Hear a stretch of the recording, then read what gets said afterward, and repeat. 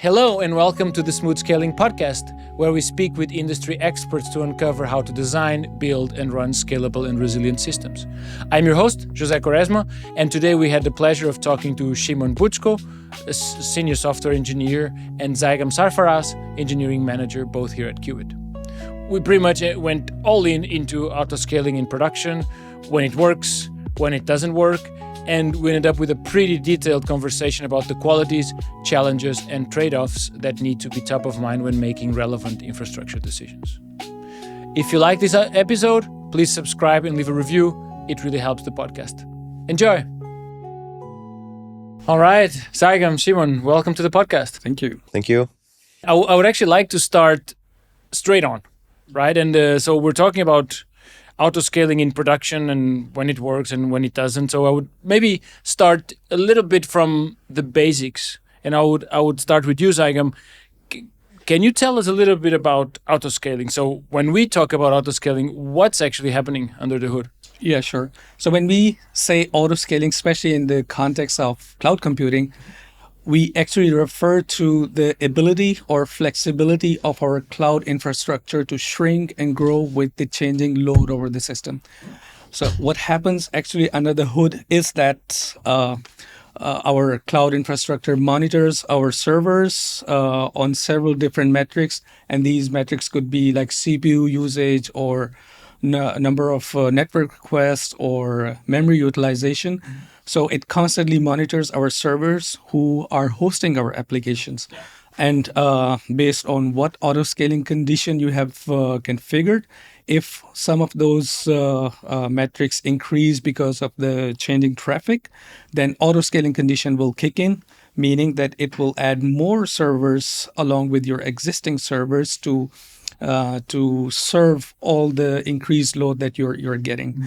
And it is also important to note here that load balancer plays a very important role here, because load balancer then distributes the traffic evenly on all the old and new servers that are being added with the auto-scaling condition, so that the single servers do not become bottleneck of receiving all the traffic. And then when the traffic is no longer relevant, it means when the load goes down, then the auto-scaling condition is no longer relevant. So the cloud infrastructure takes back all the server that they had previously added, and then you no longer have the capacity that you no longer need. Yeah. So that happens under the hood. So it's I think often when we talk about autoscaling, we are more focused about how fast and how are we adding load or adding capacity, not load, but capacity to our system. Yeah. But I guess we need to remember that there's also the other side is that you can also remove capacity, because otherwise, if it's not needed, you're just it's an added cost that you don't need. Exactly. Right? So this autoscaling makes sure that you have the capacity that you need at the moment, and when you don't need that capacity, you no longer have that capacity. Yep. Šimon, do you have anything to add here? It was a pretty complete answer, but anything? Only one small detail I would just add on top of it is that, people usually talk about how fast you can scale, how fast you can actually meet the demand where it's needed. But it's also important not to downscale too fast, right? Because if you then downscale too fast, you're probably also risking that suddenly you don't have enough resources to handle the load. So it's also very important that people have this in mind when testing their systems. It's not only how fast they can scale up, but how slow they should then scale down to the base. And I think also on auto-scaling, I think often we talk about horizontal scaling and vertical scaling. And sometimes I do get a bit confused. I need to kind of think, and I usually kind of picture it, right, as horizontal or vertical. Can you lay it out for us? What is the definition? I can talk about it. So I can define when we say vertical scaling and horizontal scaling, what it actually means. So when we say vertical scaling, it means making your existing machines more powerful by adding more CPUs or more memory or more disk power, so that now your existing machines can handle more load or more traffic, and without adding any more servers on your allowed number of servers. Whereas when we say horizontal scaling, we actually mean not touching the configuration of your existing machines, but adding more servers or more machines in the allowed number of server, like there's always a limit of how much you can extend in the horizontal scaling, so that going forward you have more machines to handle more load that is on your system. But it is also very important to note that when we say auto-scaling, we generally mean horizontal scaling. There's no such thing as vertical auto-scaling. Vertical auto-scaling, for the most part, is a manual process. I mean, you can configure that as well, but auto-scaling usually means horizontal scaling. Okay. Yeah. And it's also, I think, the most common thing that we're seeing these days, also in the, I guess, in the world of containers and all that. But Šimon, can you tell us a little bit about, are there any scenarios where vertical scaling is better? I think scenarios where your team is either small and you might not have experts or capacity in managing all of this horizontal scaling, because it sounds nice as a concept, but once you actually need to do it, once you need to actually take care of it, then it might actually be an issue for you if you're either small team or you don't have experts to do so. Also, I believe, most of those horizontal scaling goes well or is used with our microservice architecture, which also can sometimes bring a problem that if you do it incorrectly, you might actually end up in we call it like a distributed spaghetti, because, you could just handle all of that on one server, which is much easier, cheaper, then suddenly you're managing it across multiple services, right? So in that sense, or in those situations, I still feel like, using the vertical scaling might be the better option. Yeah. So maybe, and I think we're hearing that these days, right? I mean, if you're starting up, maybe don't over-engineer your architecture and go for the, I don't know if it's called Nirvana, but all the kind of the setup with the microservices and all this stuff. I mean, you maybe don't need all that complexity when you're starting, but then maybe at some point it does make sense to do so, and then you can always reevaluate, right? Yeah. Maybe just one thing to add here is that I feel like maybe sometimes even people don't know where their limits are, and that might be an issue to go for a horizontal scaling too soon, because I believe the vertical scaling can still handle quite a lot of load or workflow for you or meet the demand where there is.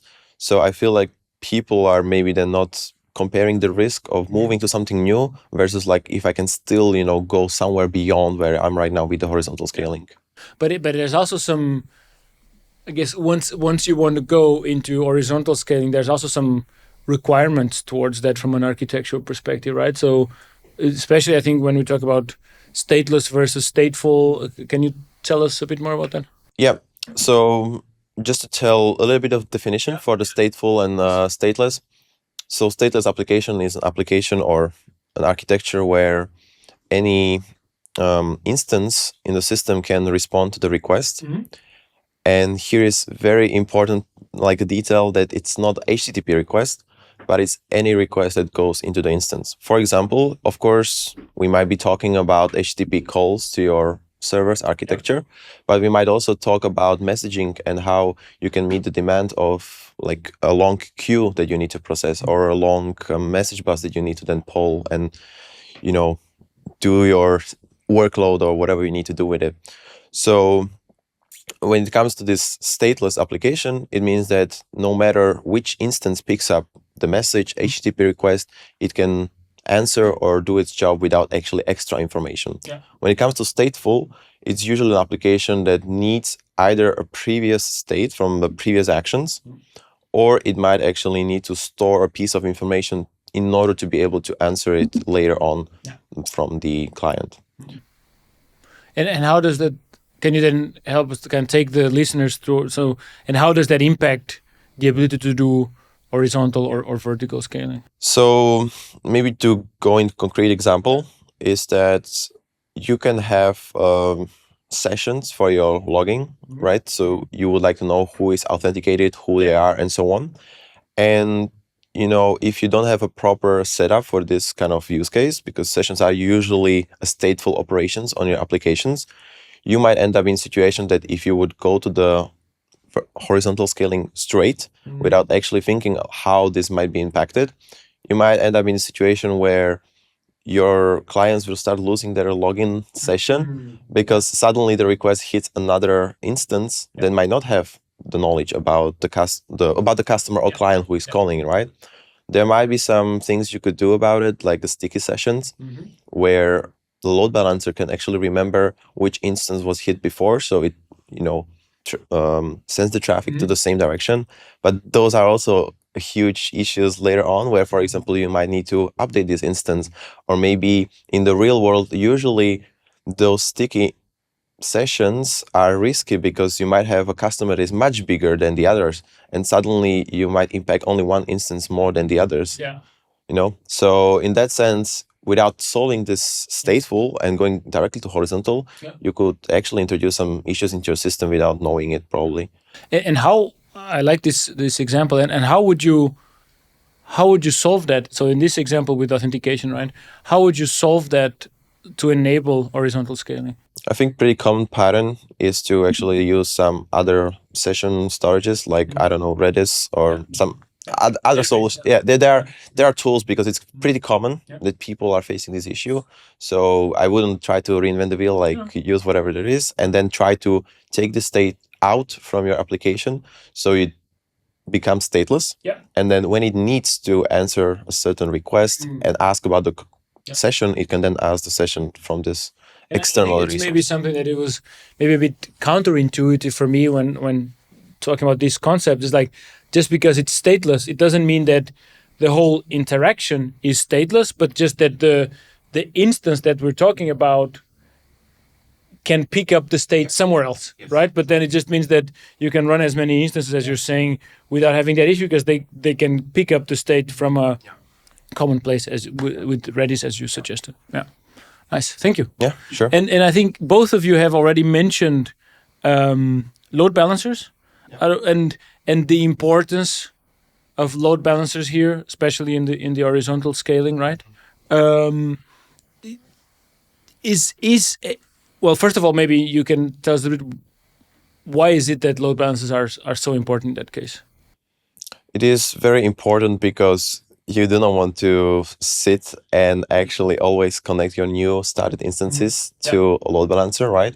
So load balancer is able to explore what is in the cluster via some health checks and some other tools it has in the tool set, let's say it this way.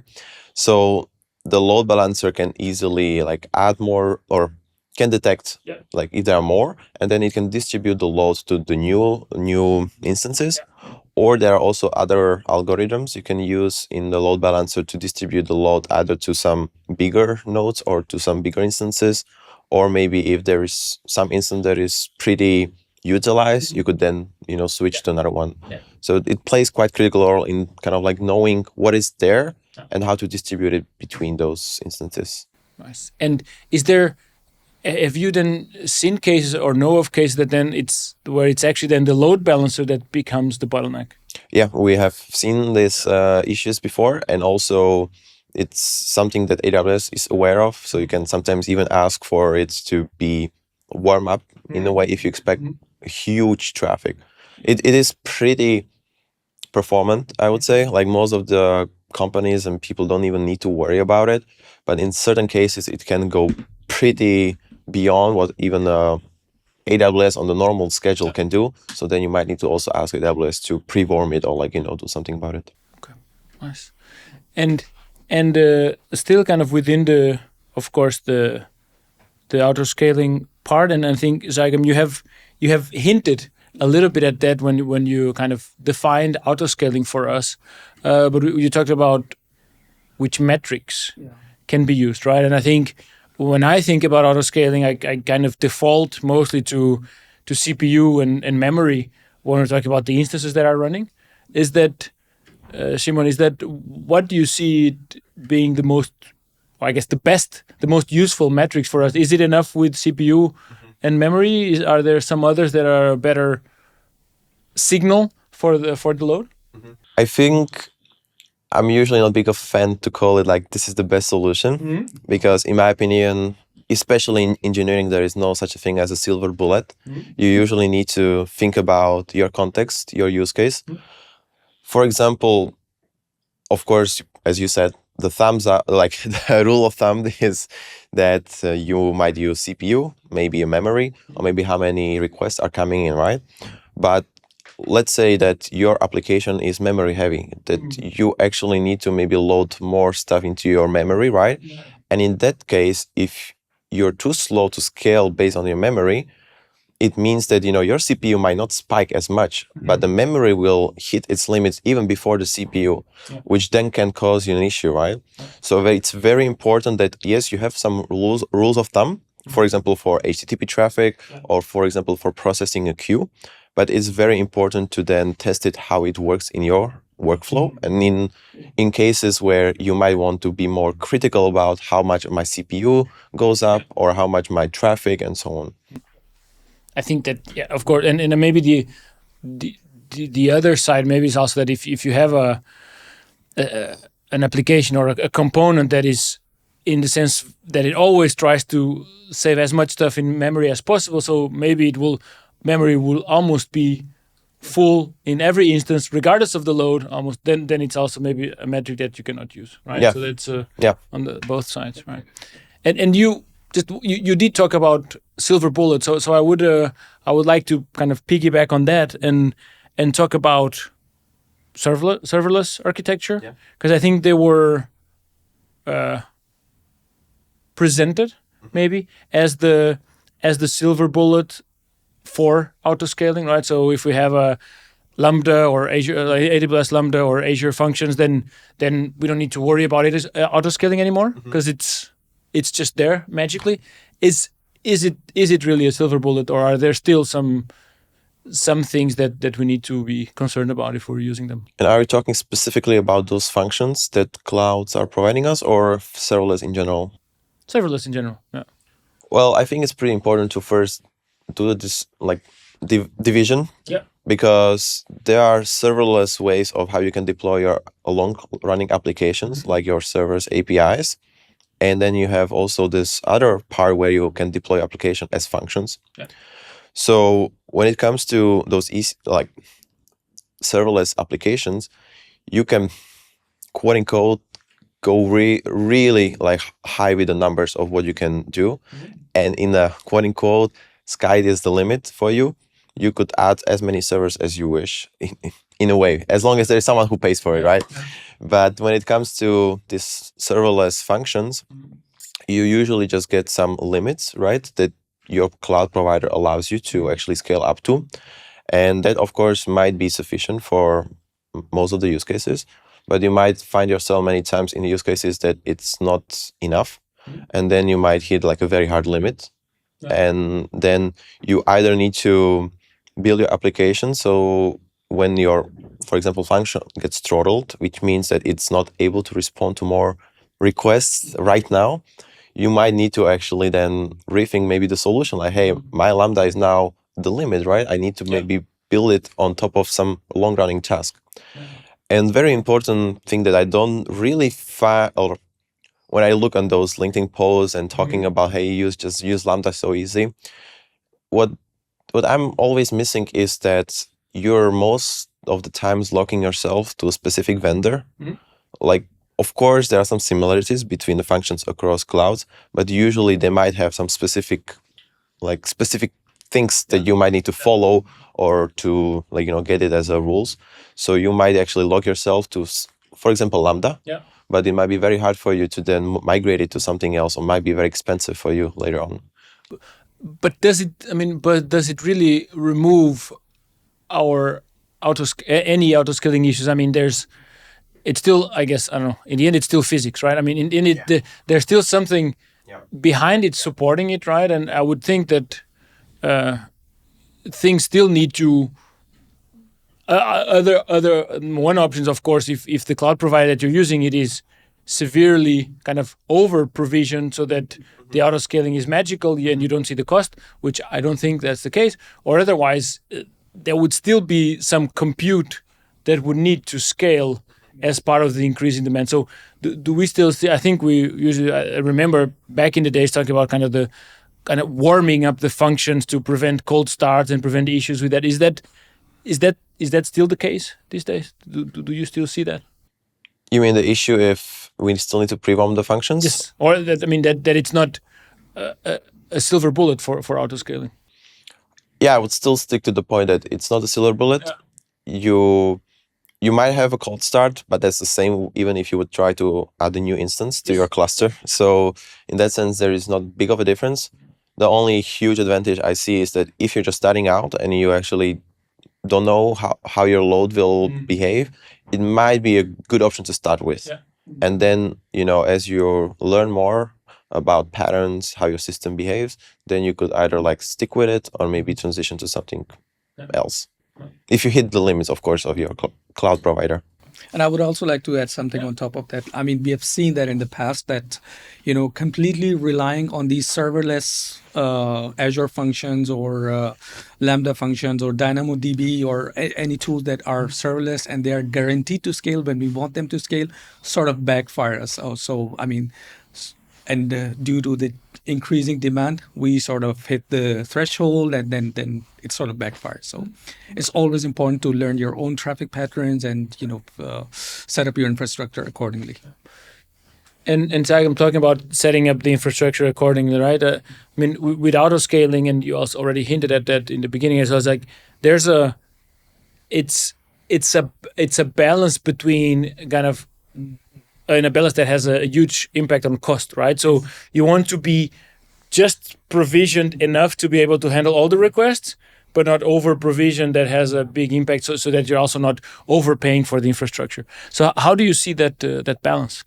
Yeah, when you talk about cost, it's a very hot topic in terms of the cloud computing and also this auto scaling condition. So technically and by definition, auto scaling is guaranteed to have a positive impact on the cost because by definition, it will give you the capacity that you need at the moment and will take away the capacity when you don't need. So you're only paying for what you need. And imagine if you're not using auto scaling, what would you be using? It means that you will be paying for the peak capacity all the time. And then you will have the manual process of, turning down your vertically scaling down when you don't need the capacity. So it's definitely you'll be paying more.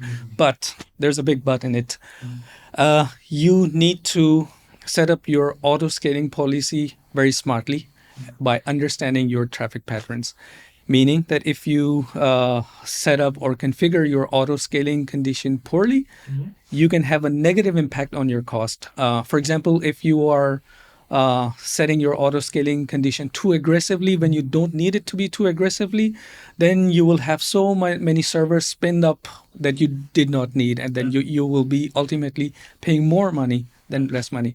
But on the other hand, if you do this auto scaling very slowly, then there is a possibility that you might have downtime where what actually was needed that you needed to auto scale more aggressively, but you were very slow and it took some time to spin up more servers, but then your system was down and your system was not up at that time.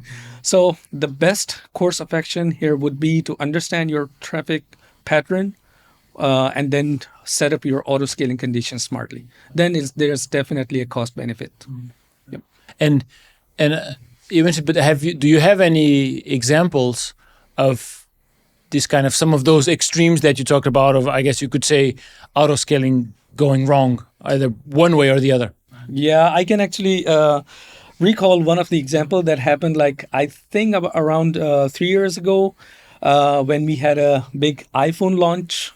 When so many of our customers who were using our product to launch iPhones, but iPhone launch or similar, a very famous artist ticket sale is something when the whole world comes in and tries to buy it, both the legitimate traffic and also the bot traffic. And then, so I think what we did wrong at that time is that we did do some prep work in advance, we did do vertical scaling, but for the most part, we were relying on auto scaling.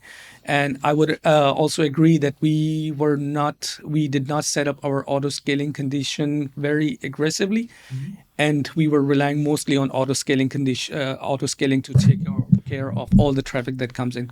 But that sort of backfired because the traffic pattern was at one moment there was zero traffic and the next second there was 1 million people in the queue. So auto-scaling condition did kick in, and it did add more servers, but those servers also require some time to be ready to serve the new load. But it took around 3 to 4 minutes, but that 3 to 4 minutes was too much. And then the impact was that there were end users in the queue, and then they saw error messages, and then we could not serve them. So we learned a lot of lessons from it. We learned a lesson that we need to understand our traffic more, and then we need to be a little bit more aggressive on if we want to handle the uncertain spikes in the traffic. Yes, and I think that you're hinting at that there are some very special, very few events throughout the year. I mean, we have hundreds and hundreds of events every hour, every day of the year. But there's this tiny amount of global scale events that we do see that auto-scaling would not be enough, right? And in those cases, we do some pre-scaling. Can you tell us just a little bit about that? Yeah, I'm going to talk about this pre-scaling process, but before that, I want to share a very interesting story that is with my personally. That when I was getting hired at Qt and I was going through to the process, and I was introduced with this, how do we serve as like an insurance company to our big customers who who trust us on their most important days, and how we work. So I was really thinking, why do these customers need to use Qt product? Why don't these customers simply use cloud technology and use auto-scaling and all the things that mentioned in order to make sure that their websites do not crash? So because auto-scaling does guarantee that your website will not crash and you will keep on serving. But then I got the answer right away with this pre-scaling term. So because auto-scaling only is like a good tool for the traffic that has linear spikes where traffic shrink and grows in a linear pattern. But we are serving the customers where the traffic patterns are never linear. So at 1 second you have 0 number of requests, and the next second you have 1 million requests, and the next setting you have again 0 number of requests. There's no auto scaling that can handle this sort of traffic, and this is where we come in. So what we do is we have our infrastructure already warmed up enough because we have all those big customers on our plate. So our infrastructure is warmed up enough to handle any business as usual kind of traffic spikes. And but we also have our limits, right? It's like we cannot serve the whole world, and there are situations when the whole world wants to buy one thing, right? So that is where we have a process called pre-scale. What it actually means is that we have some contracts with our customers, and then we have defined our own thresholds and our own limits that we have communicated with the customers. And when customers expect the traffic more than that threshold, so they are supposed to pre-inform us that they are expecting traffic at this moment, at this time of the day, and all that. And then we do our prep work, and that prep work is called pre-scaling, which is a combination of both vertical scaling and then a little bit of reliance on auto-scaling as well. So we make our machines bigger for the expected spikes in the traffic, and then for the little part, we also rely on the auto-scaling. And that actually reminds me a little bit on. It was a quote from Martin Jensen that we had in our podcast, and you know him well as well. It was a quote from him from a few episodes ago that said that auto-scaling is necessary but not sufficient. So is that? Do you agree? It sounds like you agree with that, Zaigham. Is that what do you say, Šimon? Do you also? Yeah, that's good. Then we're. But it was. Thank you, Zaigham, for also sharing your personal experience, because that was actually a little bit my experience before joining Qt, which was like, but do people really need this? I mean, why don't they just re-architecture their system, or just do auto-scaling? Just like, but then when you start looking at the sharp requirements and the sharp peaks of traffic and the need for people to kind of control the online traffic into their infrastructure, then you start saying, okay, that makes sense. I see the use case now. So much so that I decided to join. Right. So that's and yeah, Šimon, is there How was your experience? Yeah, I just wanted to like add on what you yeah. said, because I fully agree. It's just also the opportunity cost, right? Because by the time you try to solve this by yourself, you could actually really focus on your business or what you actually want to serve to your customers. Yeah. Yeah. So it's just a small add-on. And so, if we have, for our listeners that are most likely interested in autoscaling, is there something that you would like to share with them on kind of something that they might be underestimating or overlooking with autoscaling? Šimon, is there anything that you would share? I'm not sure if it's a term or I just made it up. It's okay. But it's allowed. We're allowed to make the terms up. I feel like this fallacy of a rule of thumb, because of course I'll mention AI in this age, where of course AI can write you some very good defaults, right, for your autoscaling, which is these kind of like rule of thumbs, either from your cloud providers or learning from other patterns it's seen before. And yes, it might work for you in most of the cases, but it might not work for you in the patterns and in the situations you really need it, right?